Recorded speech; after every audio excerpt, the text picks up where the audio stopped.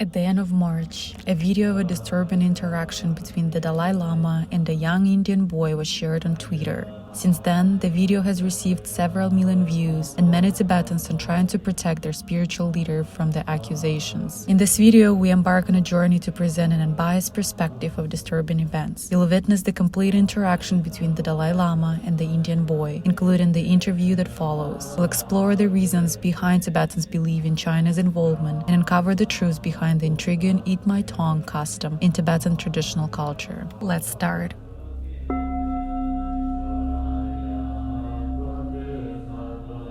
Dalai Lama is the title of the highest-ranking Lama of the Gelug school, as well as the head of monks and nuns of Tibetan Buddhism. The current Dalai Lama retired as the political head of his exiled government in 2011 and continues to serve as the spiritual leader for over 6 million Tibetans worldwide, symbolizing their struggle for freedom. In 1989, the Dalai Lama was awarded the Nobel Peace Prize.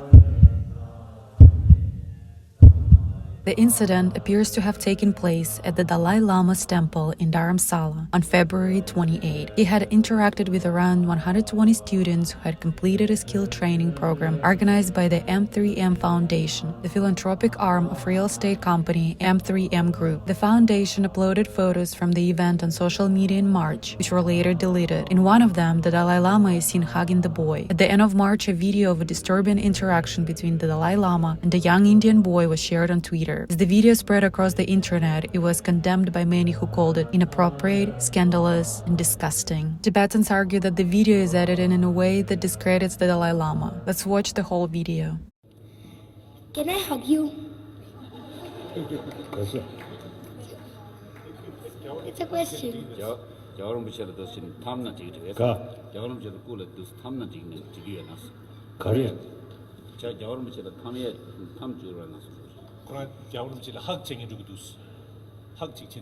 Okay, come.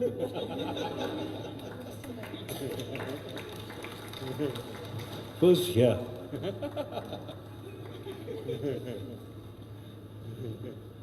Then I think finally here also.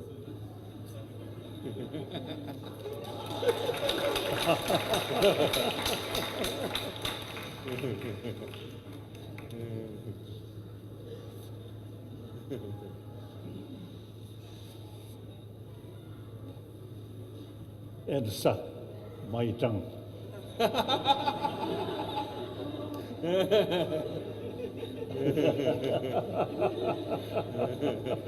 Thank you. Thank you.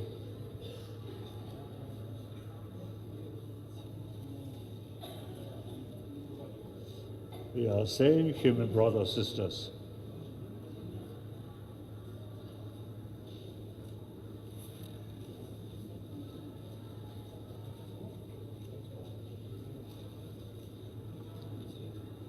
Thank you. Now, you should look those good human beings who create peace, happiness, should not follow those human beings who always killing other people. You should not look these people.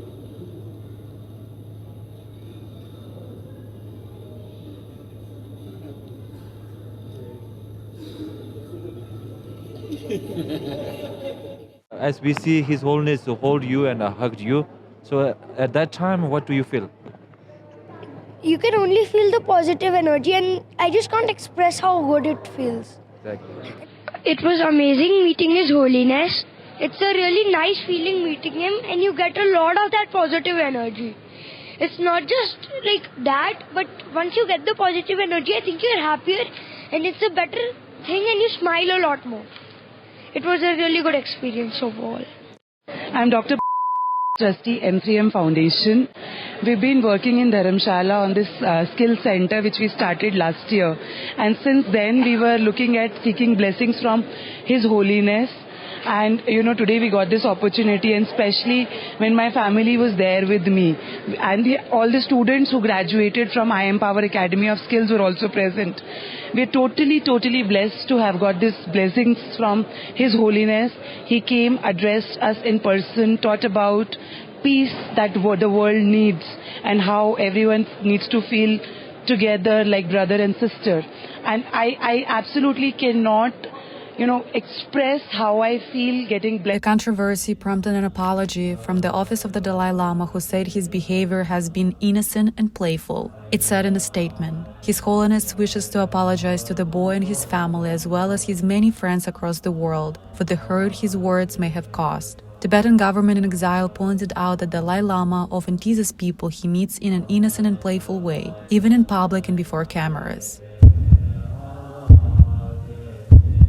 The Dalai Lama has been defended by his supporters online after a video showed him kissing a boy on the lips and asking him to suck his tongue, with some arguing that the exchange can be partially explained by Tibetan culture. The Dalai Lama didn't make any reference to Tibetan traditions in his own statement after the incident.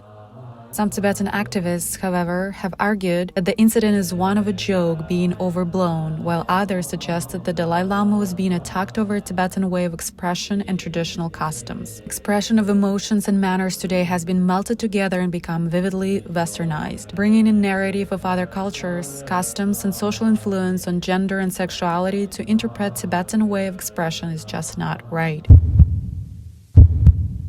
Sticking out your tongue is traditionally a sign of respect or agreement and has also been used as a greeting in Tibetan culture. The Dalai Lama often uses the practice of sticking out the tongue as a greeting to his followers. It is said that when the Dalai Lama was young, he would stick out his tongue to greet people, and this practice was later adopted by the Tibetan people. By sticking out their tongue, Tibetans are showing that they are offering the soul to the person they're greeting.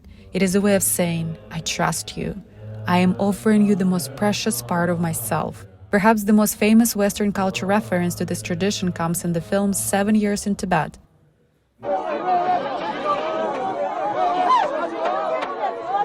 Must mean hello.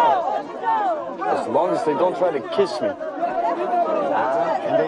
In many Asian cultures, parents may not express their affections through the words "I love you," but they show they care in other meaningful ways. For example, in Chinese culture, parents may point out things that need improvement as a way of expressing their concern and love. I have something to say to you. What?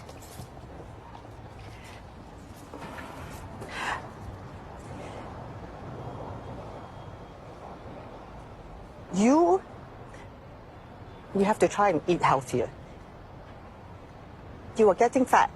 In Tibetan culture, parents would almost never say "I love you," but rather show it through hugs, kisses on the lips, or sticking out their tongues. According to Tibetan folklore, people in the Buddhist culture began sticking out their tongue to dissociate themselves from the 9th century Tibetan king, Lang Dharma, who was infamous for his cruelty and was said to have had a black tongue. Since then, for centuries, Tibetans have greeted one another by sticking out their tongues, demonstrated that they do not have black tongues, that they are not guilty of evil deeds, that they are not incarnations of the king. However, there is no mention in either this folklore or the broader traditional greeting of sucking the tongue. In Tibetan culture, it is common to see the old grandparents not only give a kiss to the small children, but also give a small candy or a piece of food directly from mouth to mouth. This may not be the norm in a Western culture, but this is commonly done in Tibet. After the elder gives a kiss and a candy, since there is nothing left in their mouth, nothing left to give, they will say the phrase, "Okay, now eat my tongue. I've given you all my love and the candy, so that's it. All that's left to do is eat my tongue." This is very common in Amdo region, where the Dalai Lama is from. The correct phrase in Tibetan for this joke is "chela sa," which roughly translates to "eat my tongue," not "suck my tongue." Indian news outlets have previously reported that the leader speaks in broken English at public events. In 2000, the Dalai Lama was quoted by the Indian Express as saying that he started to learn English at the age of 48. "Broken English helps me to communicate better and creates laughter when I make mistakes." For Tibetan people, it's distressing to see an innocent expression in their culture being equated with act of wrongdoing.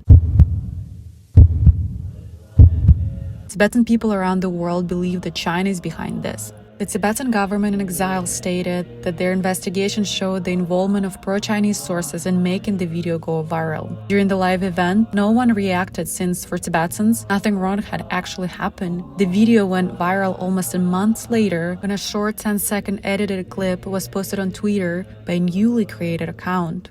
Tibetan human rights groups have previously documented online campaigns aiming to discredit the Dalai Lama and paint occupied Tibet as a contented and idyllic Chinese province. The most prominent campaign is called the 50-cent party, where the Chinese government hires people who are paid umao, or 50 cents, to distort or deflect conversations on the web. In 2020, this army was linked to 7,000 troll attacks and over 50,000 comments at a Geneva forum run by the Tibetan parliament in exile. The session was on the persecution on religious minorities, Tibetan Buddhists, Uyghur Muslims, Christians, and Falun Gong practitioners. On March 8, 2023, the 14th Dalai Lama publicly acknowledged the 10th reincarnation of Jetsudamba Kutuku at a ceremony in Dharamsala, India. Jetsudamba Kutuku is the third most important spiritual leader in Tibetan Buddhism, serving as the faith leader in Mongolia. The previous Jetsudamba Kutuku, the ninth to hold the title, passed away in 2012. The Dalai Lama chose an 8-year-old Mongolian boy born in the US as the reincarnation of the previous Jetsudamba Kutuku. The ceremony in Dharamsala was attended by over 600 Mongolians and over 5,000 monks and nuns. Due to the tense relations between the Dalai Lama and the Chinese government, recognizing someone as the reincarnation of a Buddhist figure, it's not only religiously significant but also politically fraught. The ceremony shook the CCP, leading the speculation that the now retired Dalai Lama continues to remain a politically and religiously influential figure across Buddhist nations, including Tibet. The video surfaced literally a week after the ceremony, once again time to sway the public's opinion about Tibet and the Dalai Lama. This is it for today's video, and remember, by forming opinions on any topic without carefully considering the various aspects of context in a given situation, we willingly embrace a significant degree of ignorance in our reasoning. Ugjiche.